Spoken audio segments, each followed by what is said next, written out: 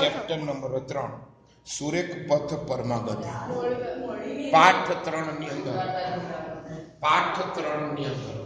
સુરેખ પથ પર ગતિ આપણે ભણવાની છે. વિદ્યાર્થી મિત્રો નોંધો બરાબર. કોઈ પણ પદાર્થ ગતિમાં ક્યારે કહેવાય?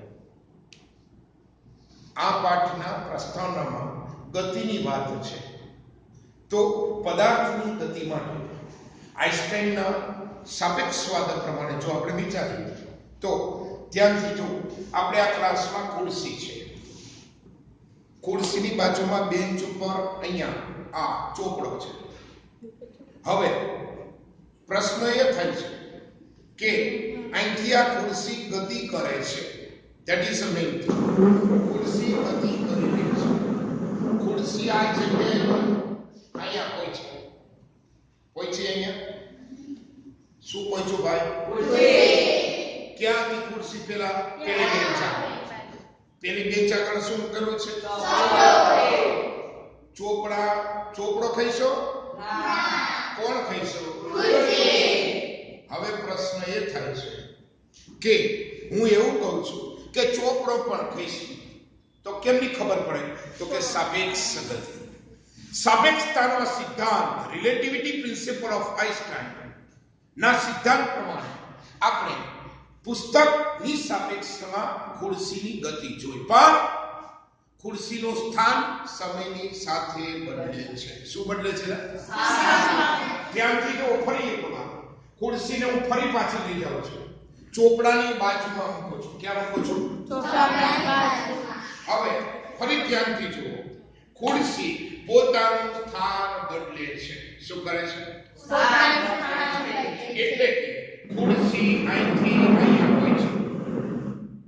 ખુરશીએ 2 સેકન્ડમાં ચોપડાથી આટલું અંતર કાપ્યું, એટલે કે એનું સ્થાન બદલ્યું. શું બદલ્યું? શું બદલ્યું? તો પદાર્થ ગતિમાં ક્યારે કહેવાય? તો કે પદાર્થ પોતાનું સ્થાન સમય સાથે બદલે તો પદાર્થ ગતિમાં કહેવાય. મિત્રો બરાબર નોંધો, ખુરશી ગતિમાં છે. હાલો બીજું એક્ઝામ્પલ લઈએ. ત્યારે મારી પાસે અહીંયા આ એક ચોપડો છે, એક મારી પાસે આ બીજો ચોપડો છે. આ બે ચોપડાની જ્યારે વાત કરીએ છીએ ત્યારે ધારો કે આ નાનો ચોપડો છે તે A છે, ધારો કે આ બીજો ચોપડો છે તે B છે. ચોપડો A અને ચોપડો B ક્યારે ગતિમાં કહી શકાય? હું આ પ્રયોગ કરું છું. ચોપડો A અહીંયા હોય છે તો કયો ચોપડો ગતિમાં છે ભાઈ? ચોપડો A. કેની સાપેક્ષમાં? આમ ચોપડો A પોતાનું સ્થાન અહીંયા હતું ત્યાંથી ખસીને અહીંયા પહોંચ્યો. સમય સાથે ચોપડે પોતાનું સ્થાન બદલ્યું. હવે ખ્યાલ આવી ગયો? તો આમ આ એક્ઝામ્પલ આપણે જોયું. હજી બીજો એક્ઝામ્પલ જોઈએ. ધારો કે મારી પાસે એક બોલ છે. આ બોલ છે. આ બોલમાં જો બોલને આપણે બળ લગાડીએ તો આ બોલ ગતિમાં આવે.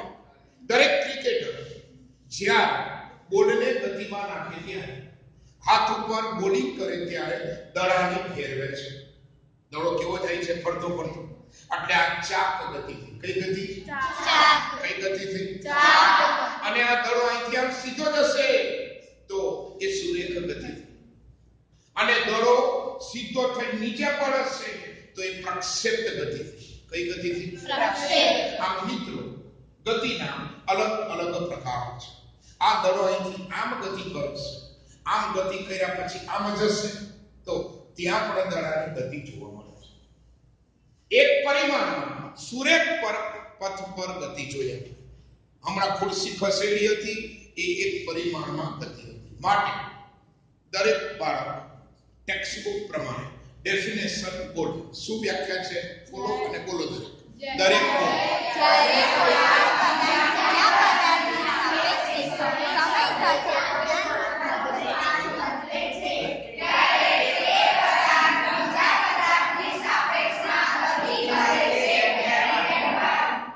હાલો ક્લિયર દરેકને? કોણ અહીંયા સ્ટેજ ઉપર આવીને વ્યાખ્યા બોલશે? હાલો આવી જાઓ બેન. First speak the definition. મિત્રો પાઠ નંબર 1-3 માં આપણે ગતિની જે વાત કરી, બોલો બેન વ્યાખ્યા. જ્યારે કોઈ પદાર્થ બીજા કોઈ પદાર્થની સાપેક્ષમાં સમય સાથે પોતાનું સ્થાન બદલે ત્યારે તે પદાર્થ બીજા પદાર્થની સાપેક્ષમાં ગતિ કરે છે તેમ કહેવાય. Very good, sit down. આમ ડેફિનેશન, વ્યાખ્યા બહુ જ અગત્યની છે. હાલો, ક્લિયર? બોયસમાંથી કોણ બોલે છે? Want to anyone to come here? Definitions. તો મેઇન વસ્તુ શું થઈ ભાઈ? આપણે વ્યાખ્યા મોટે નથી કરવાની, ગોખવાની નથી, એનું લોજિક સમજવાનું છે. શું સમજવાનું? શું સમજવાનું? શું સમજવાનું? જ્યારે કોઈ પદાર્થ બીજા પદાર્થની સાપેક્ષમાં સમય સાથે પોતાનું સ્થાન બદલે તો તે પદાર્થ બીજા પદાર્થની સાપેક્ષમાં ગતિ કરે છે તેમ કહેવાય. વેરી ગુડ, બેસી જા ભાઈ. તો આ વાતની રજૂઆત આપણે જોઈ. આખા પાઠમાં આપણે પદાર્થની ગતિ અને એક પરિમાણમાં ગતિ, એની આપણે રજૂઆત અહીંયા ભણવાની છે. બરાબર છે? Okay, thank you very much.